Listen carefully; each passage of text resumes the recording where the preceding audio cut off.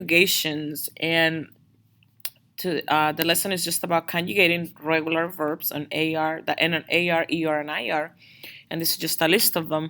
So we have to skate, patinar, hablar, cantar, pasear, pasar, escuchar, estudiar, y explicar.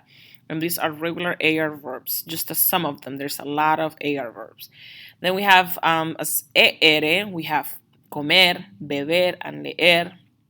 We also have correr, that has an R instead of an M, looks like to eat. Then we have ER verbs, which is vivir, escribir, describir, recibir, y decidir. You can pause this video at any time so that you can take your own notas. Then we know that our conjugation endings, each verb has a conjugation ending. And if it's an AR verb, we use the endings o, as, a, amos, ais, an.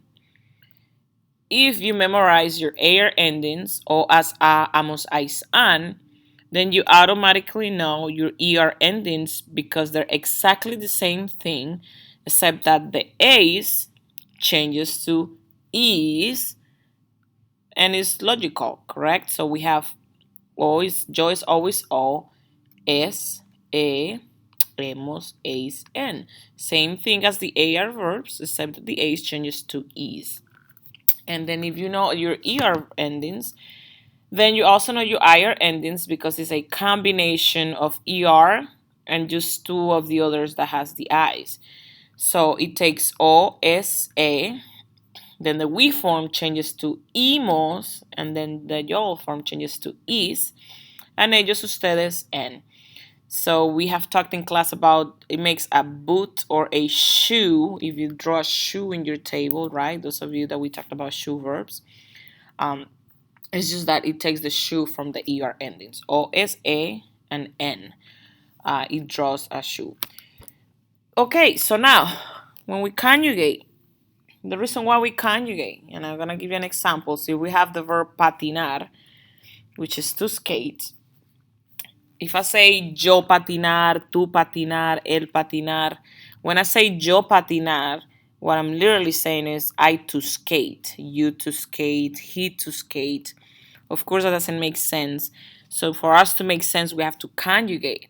So steps for conjugation. Number one, figure out is this an AR, ER, or an IR verb. Once you figure that out, then step number one, drop AR from patinar, so that it's no longer to skate. Once you drop your ending, you identify the subject that is doing the action. So in this case, it's yo. Then I look at my table and it's an AR, my subject is yo, and my ending is O. So I'll go ahead and add O. Okay, instead of saying tu patinar, I'm going to drop AR, identify my subject, and add an AS, tu patinas. So now instead of saying you to skate, it says you skate. Instead of saying I to skate, it says I skate, right? Yo patino, tú patinas. And then the same happened for the rest of them. El patinar, if you leave the AR, it will say he to skate. Well, that doesn't make sense. We drop the AR, we identify the subject, in this case is el, and we know that we add the ending e. It went from he to skate to he skates. We cannot say we to skate, nosotros patinar. We have to drop the AR, identify our subject, and add amos. Now it says we skate. You all skate, vosotros patináis, ellos patinan, they skate. So we just have to remember to make those changes because if not, you're not making sense. I also want to remind you that under the endings for ele, llana, usted, ending A, ending E, and E, we have what we call the collective nouns. We call them the its, which are clase, familia, el grupo, la escuela. All of those are its. Even though we know there's a whole bunch of people in this group, we treat it as one. We cannot say they the class, they the family. It's it the family, it the class. Or you want to look at the word, the noun of familia, We know that la familia, the noun itself, is feminine. So it's using the she ending. But we cannot replace it by saying she because it's not a person, right? It's just a collective noun. A lot of people tend to use the ellos, ustedes ending, the an, because they're thinking, oh, there's a whole bunch of people, so it's they. But it's not, because the example that I give in class is you cannot say the class are big. It's not they are big, it's it is big. So therefore ella, right? Versus if I'm talking about multiple classes, then now I'm saying ellos son grandes, they are big, because now I'm talking about multiple classes. But other than that, it is treated as an it. All right, so back to conjugations. Just an example. I dance. Bailar is to dance. I is yo. And I have to drop AR and my subject is yo, so I change that to bailo. We eat. Comer is an ER verb. Nosotros, and drop the ending and becomes comemos. They write is an IR verb. So ellos escriben. You informal talk, tú, and then hablar is an AR verb, and you informal, so tú hablas. We practice with questions, so you have a question such as, ¿Qué hace Mariela? What does Mariela do? Well, what does Mariela do? In this picture is showing us that she does her bed, or she's making her bed. So we will answer that by saying, ella hace la cama. When? On Sundays. Okay, so ¿cuándo? Los domingos. When we say on, we say the Sundays, the Mondays. So we say los. So in this case, it's ella hace la cama. Literally, she makes the bed on Sundays, or the Sundays we say in Spanish. In this case, I'm using hace to my answer because it is to make the bed. If I ask the question, ¿Qué hace Luis? ¿Qué hace Luis? Luis, that's a he. What does he do? He prepares dinner. So I'm going to use the verb preparar. I got to drive my ending. So I say él prepara. What does he prepare? Dinner. When? Sometimes. That's the question, ¿cuándo? When? Well, sometimes. What do the brothers do? ¿Qué hacen los hermanos? And when? ¿Cuándo? Well, they wash clothes, so the brothers wash clothes, or they.